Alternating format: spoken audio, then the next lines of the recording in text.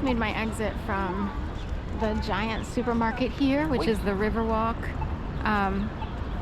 supermarket. It said wait, but yet we have the pedestrian sign, so it's like whatever. Came out of the giant, needed to make a grocery run really quick. I have a whole bunch of street taco tortillas sitting there and some arugula. I was gonna put tofu on them, but my tofu went bad. I ate most of it, but it got really gassy.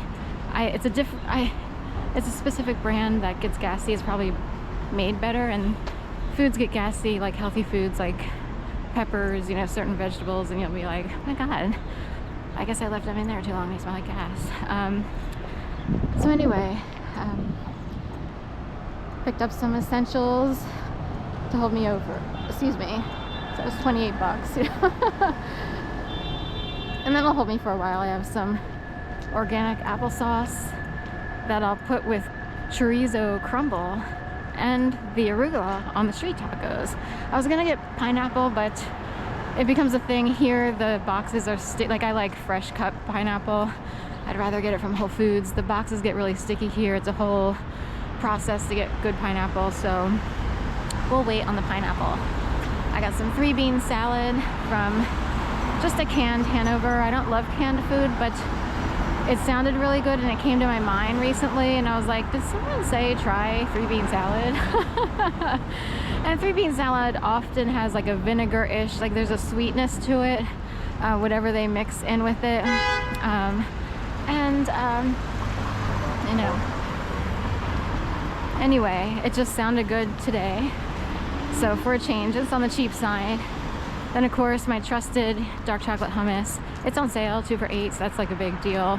And I just keep dipping my oranges in dark chocolate hummus, dipping my oranges in dark chocolate. So I've been on an orange, which is mandarin oranges, the small ones like Halos. Although I've been eating peels lately, and have been eating also Targets, you know, Good and Gather. They don't have to be organic, I'm okay. It's price-wise, you know, girls gotta do what a girl's gotta do, right? So since November, I've been dipping mandarins in dark chocolate hummus. And I am so not kidding. I did a short video months ago before Christmas, and I was up to 200 mandarins. That's how many mandarins so you figure that's December, 2, 4, 6. Say we're up to 1,000. I'm so not kidding. I am so not kidding. I just keep dipping mandarins and hummus. Mandarins and it's become like, you know, theme park obsessed, mandarin dark chocolate hummus obsessed. Then someone was like, oh, you know, this is all through like the Kamala time period. Kind of. It was after, I guess after she wasn't elected, but I'm trying to figure out when I started compared to when election was. But her parents are Jamaican and Indian. So her dad is Jamaican, her mom is Indian. And dark chocolate hummus, I'm wondering if it got put on the market. I'm so not kidding, because dark chocolate hummus came out when I was in Florida. It was the first time I saw it. I'd never seen it before. And I was like, is this new? At least in my neck of the woods, it was new, and they had it up here. It was in Florida first at Publix. Then up here, I was like, oh, and it says non-GMO. So, you know, I don't feel like I'm cheating, even though it tastes so good that you could feel like you're cheating. You could, you know, ice your cupcakes with this stuff. That's how good it is. It tastes like icing, ladies and gentlemen. Betty Crocker, you know. But this, it has sugar in it, but not, you know, as much. It's a hummus, and it's non-GMO. So we gotta look at it that way. It's better than heavily processed foods. This is a lighter processed food. We'll just go with it. I don't want to upset all the raw vegan or, you know, organics out there, but anyway. So I picked up that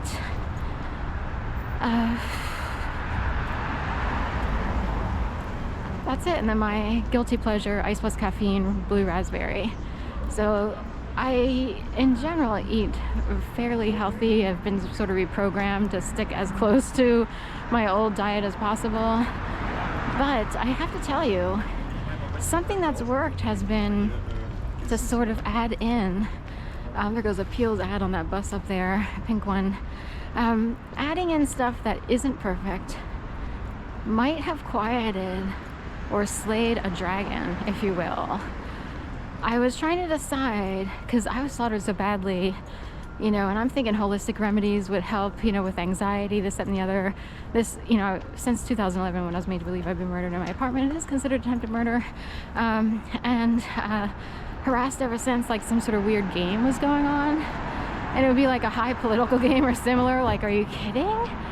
And you can't, like, you know, I would want to get to the root of the matter, like, what's really the cause of this? So, anyway, as opposed to sort of arresting 5,000 people, you know what I mean? And plus, it's hard to prove. And that's the beauty of it for perpetrators. They already know what they can do to hurt people without being, you know, held accountable, other than constantly having a comment, constantly like back-talking the people who are hurting you, or, you know, but there's more to it. It's not just conversations and talking, there's like a million other things going on. So anyway, I was so perfect on the raw vegan green juicing foodie train that when the when the pandemic came around and you had to get vaccinations, I technically was secretly in the camp of, I don't want to get a vaccination. I wanted to cry because I was like, I don't want to get one, but I don't want to be tagged as some sort of, you know, conspiracy theorist or whatever, because I was so perfect that it's like, I don't want my blood messed up. Shut the F up, horn honkers.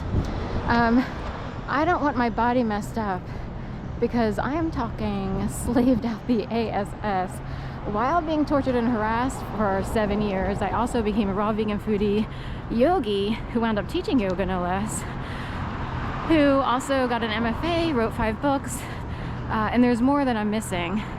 I accomplished so much while being harassed that it's like, it's hard to explain how this all unfolded. The beauty of it is that I look like I was highly productive and was able to do all these things.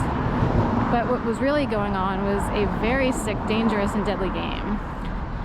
So anyway, and part of the torture is to be so perfect in the green juicing world, organic, you know, all that stuff.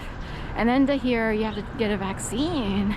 And I was in the natural camp of, no, I don't want to, I'm so afraid it's going to mess something up that, you know, I don't want my body messed up. I don't want to have any bad reactions, all this stuff. And, you know, other people can attest, Dan the Man, Life Regenerator, Fully Raw Christina. And I know there are people out there who've never gotten any, and they haven't had to show up to a place where they require them.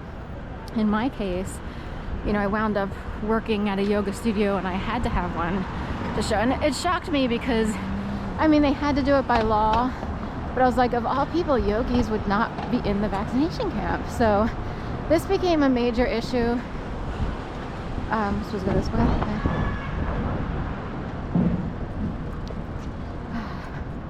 This one, was it? Okay. Go this way. This will be this way last minute.